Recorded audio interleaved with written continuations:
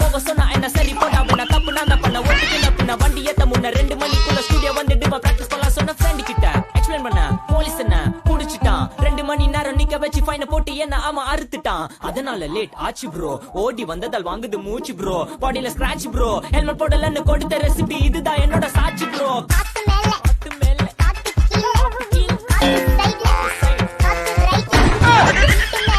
哎呦我的妈！